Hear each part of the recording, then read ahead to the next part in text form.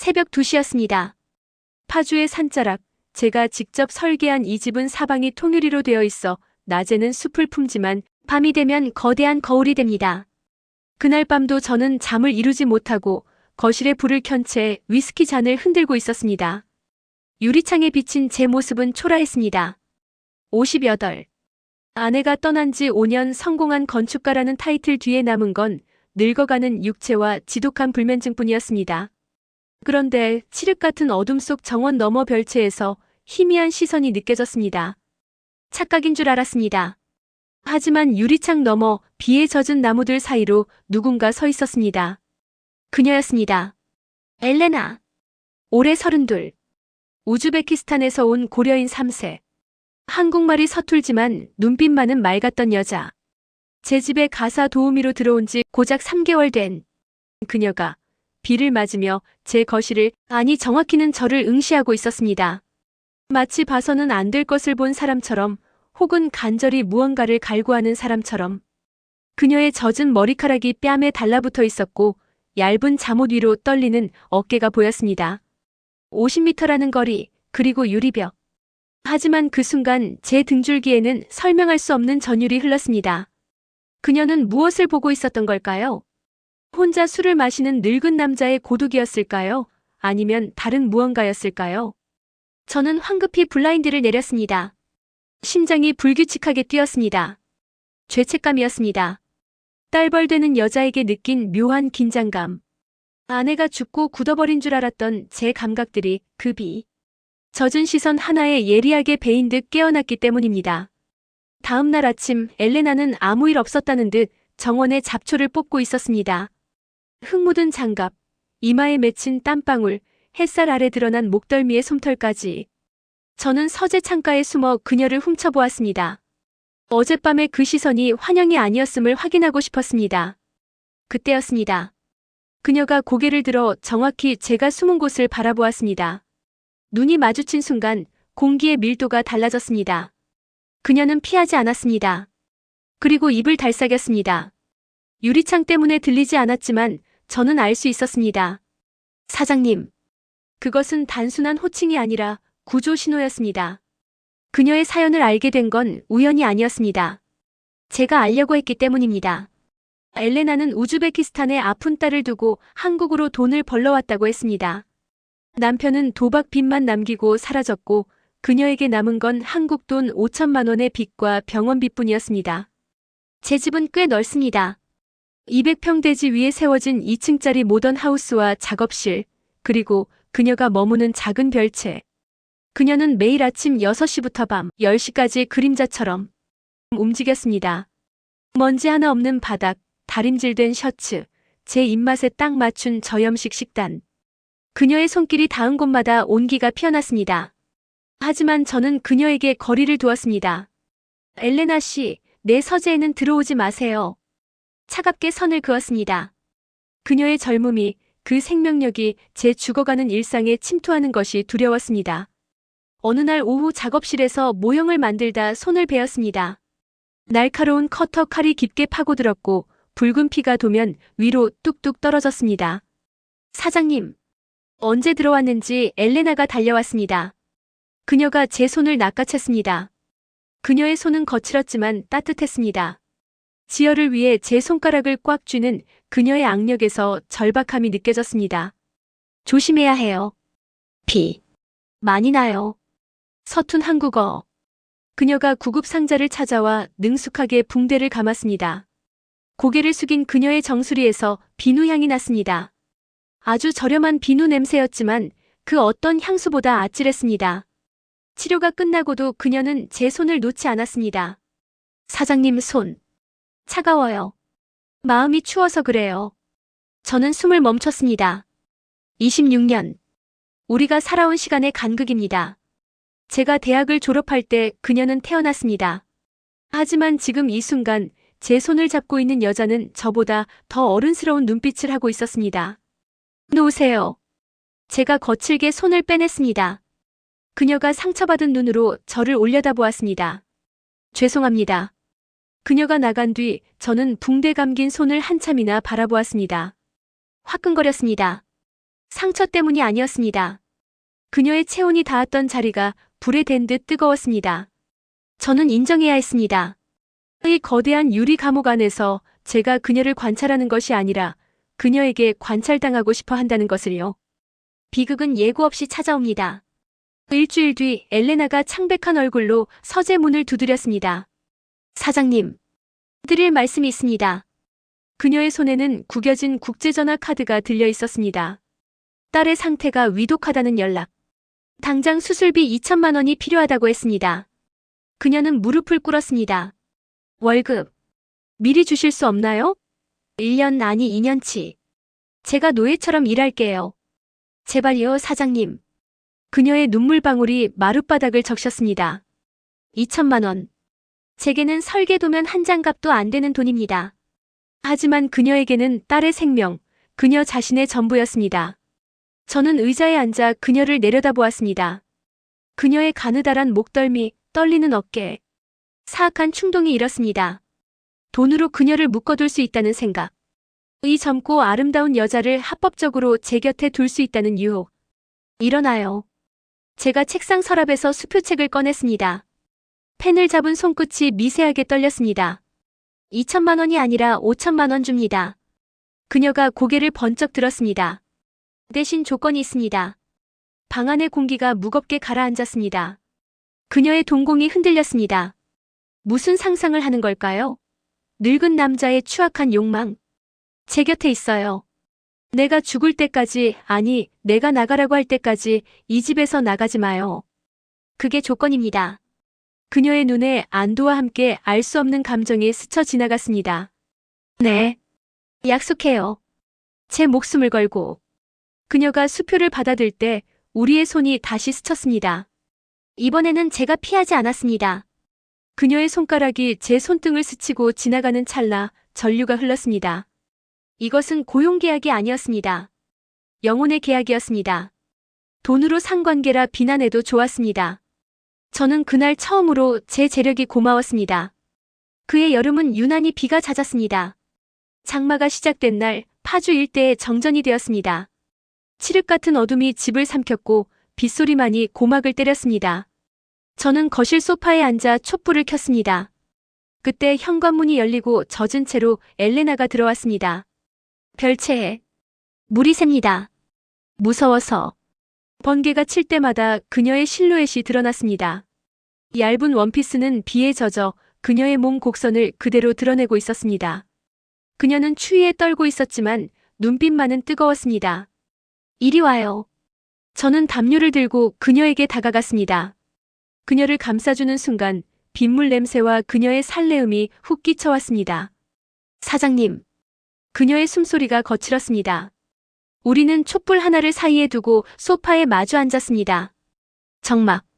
오직 타닥거리는 촛불 소리와 서로의 숨소리뿐. 거리는 30cm.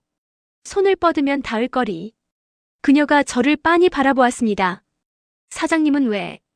혼자예요? 혼자가 편하니까. 거짓말. 아까 창문으로 봤어요.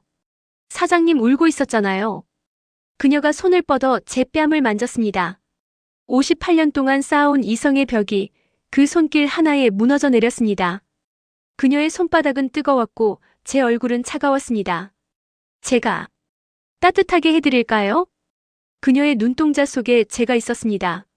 늙고 지친 남자가 아니라 한 여자의 시선을 받는 남자로. 저는 대답 대신 그녀의 손목을 잡았습니다. 맥박이 미친 듯이 뛰고 있었습니다. 그녀의 것인지 제 것인지 분간할 수 없었습니다. 고개를 숙여 그녀의 이마에 제 이마를 맞대었습니다. 후회할 거야. 제가 낮게 으르렁거렸습니다. 경고이자 마지막 남은 양심이었습니다. 후회 안 해요. 지금이 아니면 죽을 것 같으니까. 그녀의 입술이 제게 다가왔습니다. 우리는 폭우 속에 고립된 섬이었습니다. 그날 밤 빗소리는 우리의 거친 호흡을 감추기에 충분했습니다. 금기라는 단어는 촛불과 함께 녹아내렸습니다. 다음 날 아침 눈을 떴을 때 그녀는 없었습니다. 텅 빈 옆자리에는 온기만이 남아 있었습니다. 꿈이었을까? 아니요, 베개에 떨어진 긴 머리카락 한 올이 현실임을 말해주고 있었습니다. 욕실 거울 속에 비친 제 얼굴은 낯설었습니다. 혈색이 돌고 있었고 눈빛에는 생기가 넘쳤습니다. 사랑 혹은 욕망. 그 이름이 무엇이든 간에 저는 다시 살아난 것입니다. 주방으로 내려가니 엘레나가 아침을 준비하고 있었습니다. 평소와 다름없는 뒷모습. 하지만 제가 다가가자 그녀의 어깨가 움찔했습니다. 엘레나. 그녀가 천천히 돌아섰습니다. 얼굴이 붉게 상기되어 있었습니다. 잘 잤어요? 제 물음에 그녀가 수줍게 웃었습니다. 그 미소가 너무 눈부셔서 눈을 뜰 수가 없었습니다. 네. 사장님은요? 덕분에. 저는 식탁 아래로 그녀의 손을 잡았습니다. 그녀가 놀란 눈으로 주위를 살폈지만 손을 빼지는 않았습니다. 이제 사장님이라고 부르지 마요. 둘만 있을 때는. 그럼. 진욱 씨. 아니면 당신. 그녀가 입을 가리고 웃음을 터뜨렸습니다. 32살의 웃음소리가 58살의 아침을 채웠습니다. 우리는 비밀스러운 연인이 되었습니다.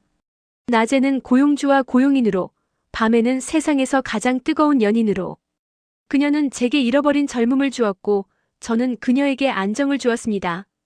저는 다시 설계를 시작했습니다. 영감이 떠올랐습니다. 그녀를 위한 집, 그녀와 함께 삶이래. 모든 것이 완벽해 보였습니다. 하지만 행복은 언제나 불안을 동반합니다. 마을에 소문이 돌기 시작했습니다. 저 집 늙은이가 외국인 가사도우미랑 놀아난다며. 돈 보고 붙은 거지, 뻔하잖아. 시선들이 날카로워졌습니다. 하지만 저는 상관없었습니다.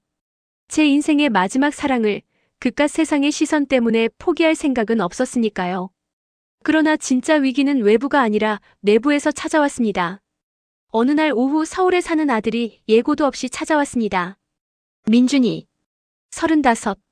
제 아들이지만 저보다 더 계산적이고 냉철한 녀석입니다. 고급 세단에서 내린 녀석의 눈이 정원에서 일하고 있는 엘레나를 훑었습니다. 경멸 어린 시선. 아버지, 소문이 사실이었네요. 거실에 앉자마자 녀석이 비소를 날렸습니다. 무슨 말이냐? 저 여자요. 집에 들이신 거. 단순히 도우미가 아니시죠? 민준이는 탁자 위에 서류 봉투를 던졌습니다. 흥신소를 통해 조사한 엘레나의 뒷조사 자료였습니다. 빚 5천, 아픈 딸, 도망간 남편. 딱 견적 나오잖아요. 아버지 외로움 이용해서 한미천 챙기려는 꽃뱀이라고요. 말 조심해라. 제 목소리가 낮게 깔렸습니다. 아버지야말로 정신 차리세요. 700억대 자산가인 아버지가 예순이 다 되어서 저런 여자한테 놀아나다니요. 어머니 보기에 부끄럽지도 않으세요? 그때 엘레나가 찻잔을 들고 들어왔습니다. 손이 심하게 떨리고 있었습니다. 밖에서 다 들은 모양이었습니다. 나가 있어. 제가 말했지만 민준이가 벌떡 일어나 엘레나 앞을 막아섰습니다.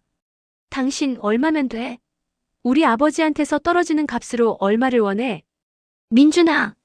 제가 소리쳤지만 늦었습니다. 엘레나의 얼굴이 백지장처럼 하얗게 질렸습니다.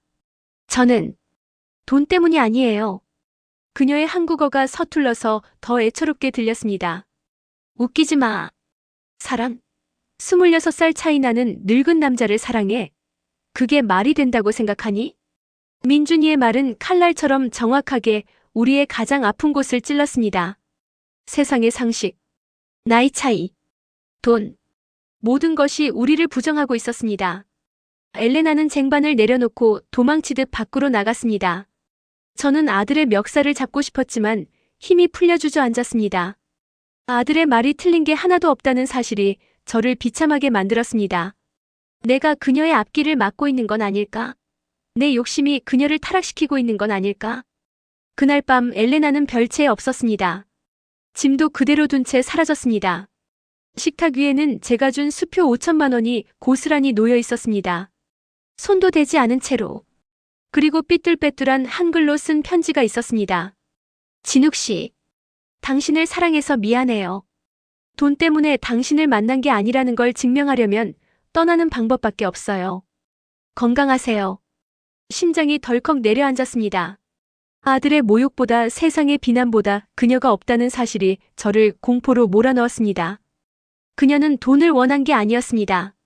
그녀는 제 사랑을 원했고 그 사랑을 지키기 위해 자신을 던진 것입니다. 저는 미친 사람처럼 차를 몰았습니다. 갈 곳 없는 그녀가 갈 만한 곳. 버스 터미널, 기차역. 비가 쏟아지기 시작했습니다. 앞이 보이지 않는 빗속을 뚫고 터미널에 도착했을 때 막차를 기다리는 벤치에 웅크리고 앉아있는 그녀를 발견했습니다. 엘레나! 제가 소리치며 달려갔습니다. 그녀가 놀란 눈으로 저를 보았습니다. 왜? 왔어요? 가라고 했잖아요.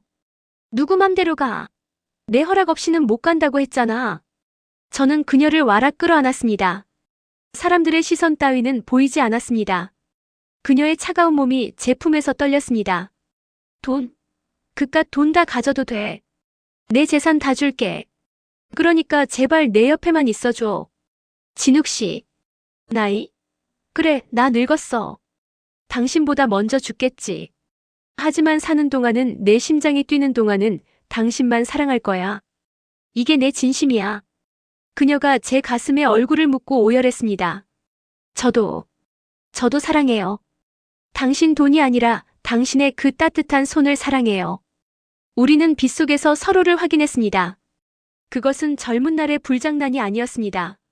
생의 마지막 절벽 끝에서 만난 두 영혼의 구원이었습니다. 뒤따라온 아들 민준이가 멀리서 그 모습을 지켜보고 있었습니다. 차마 다가오지 못하고 고개를 떨구는 녀석의 모습이 보였습니다. 그도 알았을 겁니다.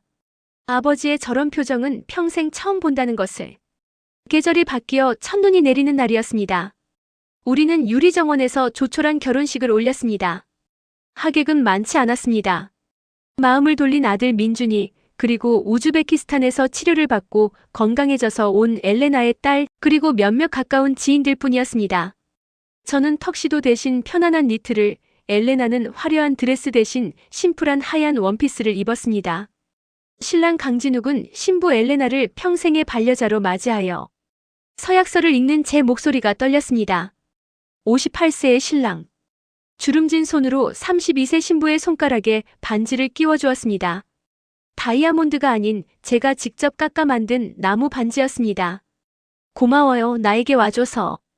고마워요, 나를 지켜줘서. 우리는 키스했습니다. 창밖에는 한방눈이 내리고 벽난로에서는 장작이 타오르고 있었습니다. 유리창에 비친 우리의 모습은 더 이상 초라하지 않았습니다. 나이 차이라는 숫자는 눈에 덮여 보이지 않았습니다. 오직 서로를 바라보는 눈빛만이 존재했습니다. 사람들은 여전히 수군거릴지 모릅니다. 26년의 차이를 두고 혀를 찰지도 모릅니다. 하지만 저는 이제 압니다. 사랑은 나이로 하는 것이 아니라 심장으로 하는 것임을. 제 심장은 그녀를 볼 때마다 20살의 청년처럼 뜁니다. 그거면 충분하지 않을까요? 지금 이 영상을 보시는 여러분, 혹시 망설이고 계신가요? 조건 때문에, 나이 때문에, 혹은 세상의 시선 때문에 사랑을 포기하려 하시나요? 그러지 마세요. 사랑은 예고 없이 찾아오고 잡지 않으면 영원히 사라지는 기적입니다. 지금까지 유리정원에서 강진욱이었습니다. 구독과 좋아요는 저희 부부에게 큰 힘이 됩니다.